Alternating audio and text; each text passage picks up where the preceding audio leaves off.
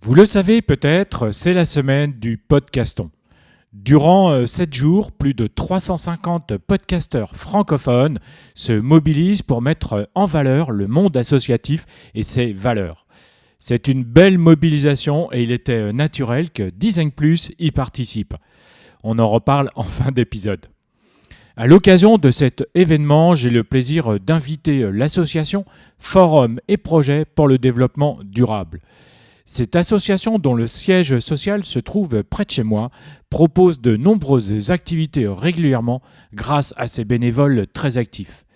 L'année dernière, j'ai eu la chance de les rencontrer et je voulais partager avec vous ce qu'ils font pour le développement durable. Bienvenue dans Design Plus et bonne écoute. Design Plus. Design Plus.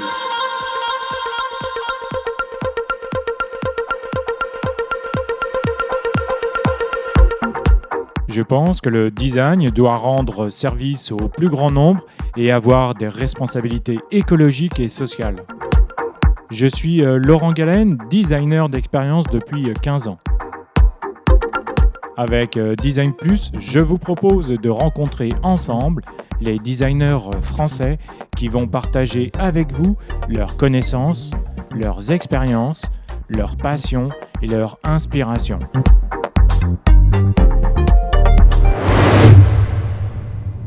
Bonjour Nicolas, peux-tu nous parler de Forum et Projets pour le développement durable s'il te plaît ? Forum et Projets pour le développement durable est une association, loi 1901, composée uniquement de bénévoles.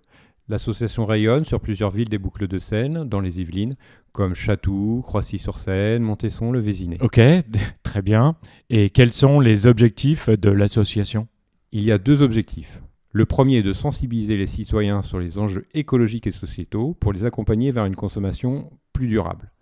Le deuxième objectif est de participer à la mise en œuvre de projets locaux, cela favorisant les comportements respectueux de l'environnement pour un mode de consommation plus éthique et solidaire. D'accord. Alors, comment y parvenez-vous en fait ? Nous faisons se rencontrer des acteurs motivés, que ce soit des citoyens, d'autres associations, des communes, des organisations privées, qui peuvent contribuer aux différents projets collaboratifs.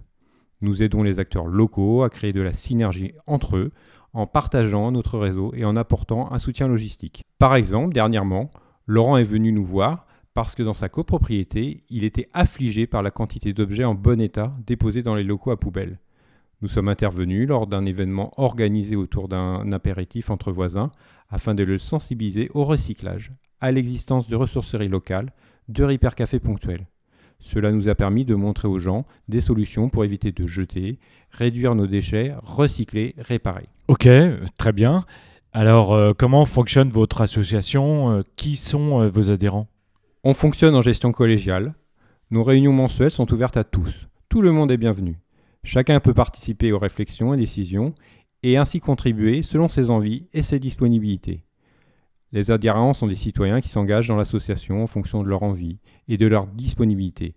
Cela peut être ponctuel ou bien régulier. D'accord. Ok Nicolas. Bonjour Marie-Aline. On a parlé de sensibilisation auprès du public. Peux-tu donner quelques exemples à nos auditeurs s'il te plaît ? Oui, l'association propose régulièrement des ateliers fresques du climat. La fresque du climat est un outil et une association créée par Cédric Ringenbach. Lors de ces ateliers scientifiques, collaboratifs et créatifs, nous invitons les participants à explorer les causes et les conséquences du changement climatique. L'objectif est de mobiliser l'intelligence collective du groupe. Ainsi, cette activité permet à tous les publics de s'approprier le sujet en utilisant une méthode participative et créative. Bien sûr, ces ateliers ne sont que le premier pas vers la compréhension des enjeux, mais nous en sommes convaincus. C'est seulement quand on comprend qu'on peut agir. Ok.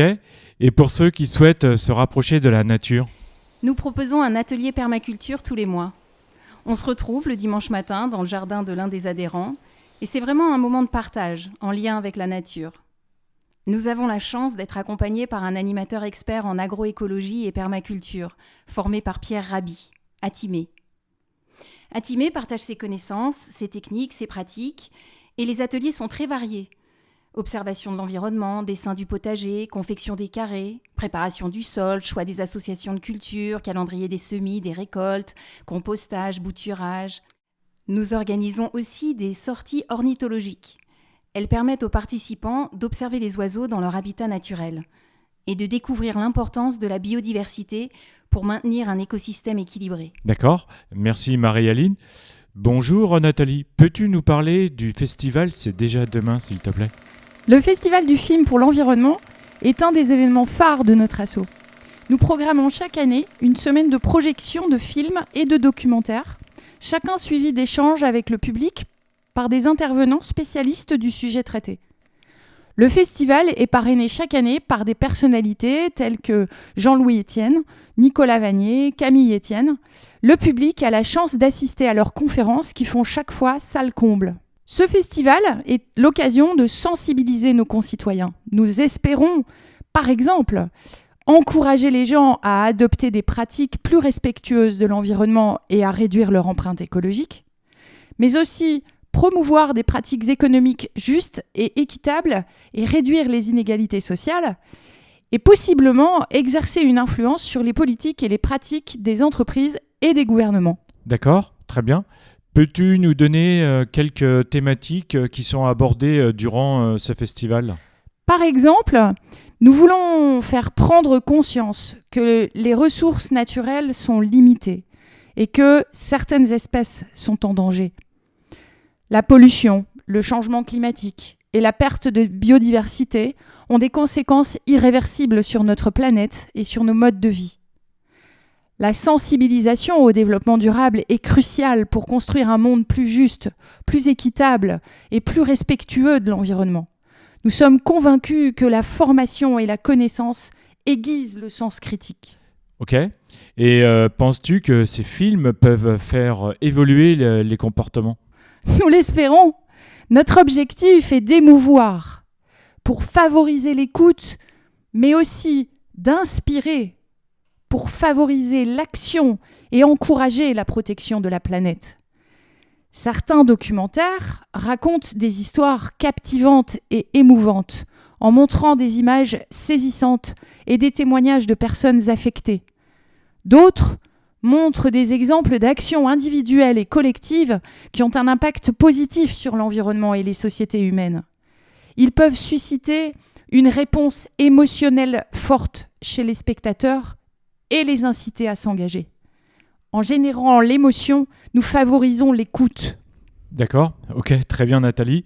Je crois qu'en plus des projections de ces documentaires, vous organisez des conférences, c'est ça ? Oui, suite au succès du festival et face à l'attente grandissante du public, nous sommes fiers de lancer cette année un cycle de conférences « Science pour tous » qui vise à donner accès au grand public à des contenus scientifiques. Nos conférenciers sont des experts dans leur domaine et peuvent fournir des informations précises et fiables sur les enjeux. En présentant des faits scientifiques, les résultats de leurs recherches, des exemples concrets et des anecdotes, ils nous expliquent des concepts complexes de manière claire et accessible. D'autant que, face à l'urgence d'agir, les scientifiques sont aujourd'hui plus que jamais disposés à rendre accessibles leurs connaissances auprès du public. Chaque conférence est suivie d'un échange avec les spectateurs. Cela permet aux participants de poser des questions et favorise un dialogue constructif et une réflexion approfondie. Autre avantage de ces conférences données par des scientifiques, légitimes et reconnus, c'est de renforcer la confiance du public. D'accord, merci Nathalie. Nicolas, je crois que la réduction des déchets est l'une de vos thématiques fortes, c'est ça ? Oui, agir sur la réduction des déchets, c'est aussi réfléchir à notre manière de consommer. En effet, plus globalement, c'est même repenser notre système de consommation que nous devons faire. Nous devons sortir d'un modèle de consommation qui jusqu'alors n'a pas tenu compte de la limite des ressources. L'association Glue Planet en a fait un de ses principes, la règle des 5 R pour refuser, réduire, réutiliser, rendre à la terre et recycler. D'accord, c'est très intéressant. Alors concrètement, ça se passe comment ? Par exemple, réutiliser, c'est donner une seconde vie aux objets plutôt que de les jeter. C'est aussi choisir des sacs réutilisables plutôt que des sacs en plastique jetables. C'est opter pour des produits recyclables tels que les bouteilles consignées ou les emballages compostables. Enfin, c'est acheter des aliments en vrac plutôt qu'emballés individuellement. Enfin, le recyclage peut avoir un impact économique positif en créant des emplois dans les industries du recyclage et de la gestion des déchets, ainsi qu'en réduisant les coûts de production pour les entreprises. Refuser est un acte plus engageant encore. En vérifiant la pertinence de nos besoins, on parvient parfois à renoncer. Nous pouvons tous le faire à notre niveau, par exemple face à un achat impulsif. Un t-shirt à la mode, le dernier modèle de smartphone, en nous posant la question de nos besoins réels. Il faut garder en tête, le déchet le plus facile à éliminer est celui que l'on ne produit pas. Très bien. Je crois que vous proposez d'autres ateliers. Quel type d'atelier proposez-vous ? Nous organisons des ateliers do-it-yourself. Faites-le vous-même. Par exemple, pour faire ses propres produits ménagers ou cosmétiques ou pour créer des éponges à partir de la récupération de vieux tissus. Et pour ceux qui ne voudraient pas jeter, mais qui ne sont pas bricoleurs et qui veulent réparer leurs objets. Effectivement, réparer peut sembler difficile à certains. Pourtant, la réparation ne nécessite pas toujours des compétences techniques avancées. De nombreuses réparations simples peuvent être effectuées par tout un chacun avec, bien sûr, de bons outils et un peu de patience. Aujourd'hui, des ressources en ligne comme des tutoriels vidéo ou des forums dédiés à la réparation peuvent également guider les débutants dans la réparation de leurs objets. Pour aider nos concitoyens à acquérir de bons réflexes, nous organisons des repair cafés. Les gens sont invités à apporter leurs objets à réparer. Les bricoleurs sont tous des bénévoles qui réparent gratuitement vêtements, meubles, appareils électroménagers, jouets, vélos, ordinateurs, téléphones, bijoux. Ils réparent bien sûr, mais en même temps, ils expliquent leurs gestes. En assistant aux réparations, les participants sont mis en confiance. Ainsi, ils peuvent envisager une prochaine fois de réparer eux-mêmes. Lors de ces événements, nous offrons aussi café, thé, jus, petits gâteaux faits maison. C'est un avantage important parce que ce sont de véritables lieux de rencontre et d'échange. L'idée est de favoriser la réparation plutôt que le remplacement des objets du quotidien et qu'ils deviennent alors des déchets. D'ailleurs, nous pesons tous les objets réparés lors de la journée. C'est d'ailleurs l'indicateur de réussite de nos ateliers Repair Café. D'accord, ok. Je crois que vous accompagnez également les jeunes générations. Alors, que proposez-vous ? Nous menons plusieurs actions auprès des enfants et des jeunes. En effet, nous pensons qu'en éveillant les consciences dès le plus jeune âge, nous semons des graines de valeurs et de comportements citoyens. Plus les jeunes vont être sensibilisés tôt, plus ils acquièrent facilement des comportements responsables, que ce soit en matière de recyclage, d'utilisation de moyens de transport alternatifs ou d'économie d'énergie. La sensibilisation précoce favorise l'adoption de comportements durables. Et je crois que vous intervenez au sein des écoles. Que proposez-vous dans le cadre scolaire ? Nous participons aux ateliers Giga la vie organisés par l'Institut des Hauts-de-Seine chaque mois dans une commune différente du département. Pendant toute la journée, les collégiens de la 6e à la 3e des établissements alentours passent de stand en stand et forums et projets à la responsabilité de l'atelier environnement et développement durable. En pratique, l'activité se déroule en 3 étapes. Observation d'une image où chacun décrit ce qu'il comprend. On explique ensuite ce qu'est l'effet de serre. Nous expliquons la cause du changement climatique en termes physiques. Et enfin, on aborde les moyens pour y remédier. Nous avons élaboré un jeu de cartes à repositionner par les élèves qui nous permet de leur montrer quels sont les impacts dans nos vies quotidiennes en termes d'émissions carbone. La taille des cartes est proportionnelle aux émissions engendrées.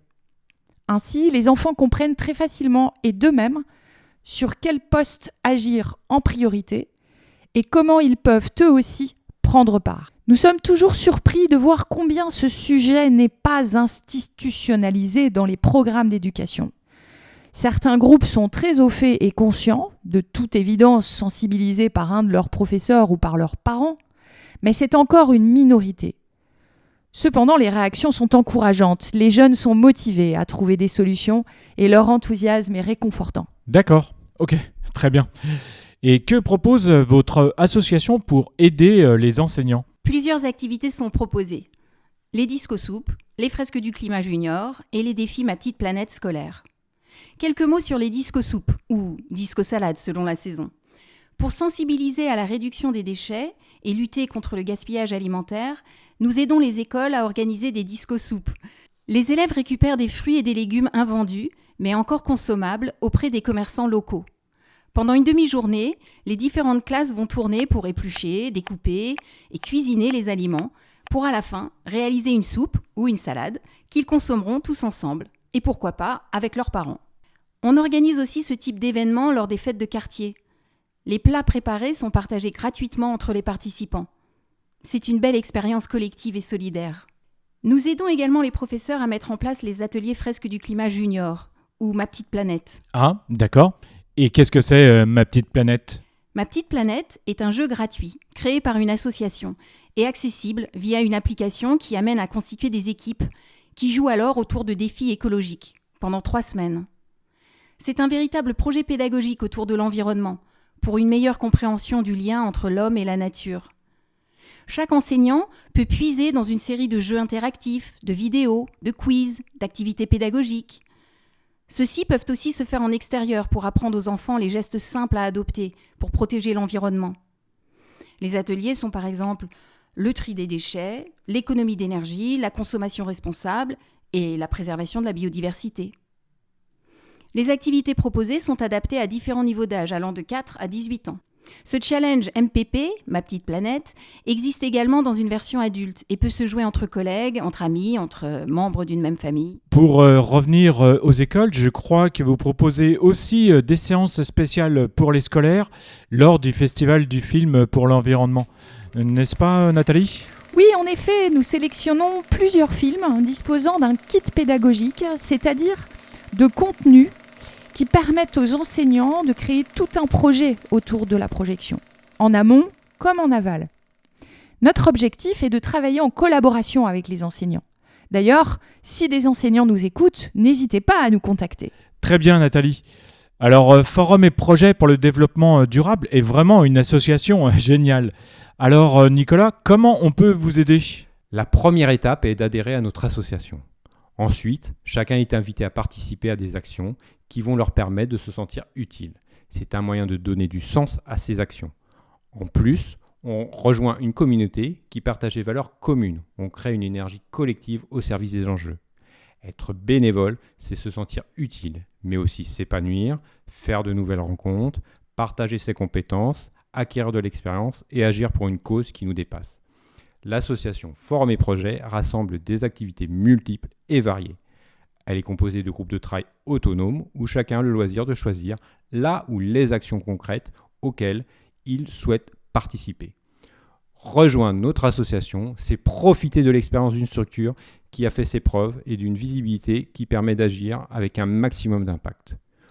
Toutes les compétences et les bonnes volontés peuvent contribuer, y compris à distance. En conclusion, notre slogan « Agir rend heureux ». Rejoignez-nous. Voilà, cet épisode un peu spécial touche à sa fin. J'espère que vous l'avez apprécié et je vous encourage à visiter le site podcaston.org pour découvrir plus d'une centaine d'autres associations à travers d'autres podcasts. C'est aussi l'occasion, si vous avez la possibilité, de faire une promesse de don pour l'association Forum et Projet pour le développement durable. Et là aussi, ça se passe sur podcaston.org. C'est très facile puisque vous pourrez trouver le lien direct dans la description de cet épisode. Et ce qui est génial, c'est que le montant est libre. Donc vous pouvez faire une promesse de don, même pour une toute petite somme. Et si vous le souhaitez, vous pouvez aussi apporter votre aide en devenant bénévole de l'association Forum et Projet pour le développement durable. Vous trouverez aussi un lien dans la description vers la page dédiée du site web forumetprojetdd.org. Je compte sur vous et merci pour votre fidélité. À bientôt sur Design Plus. Salut!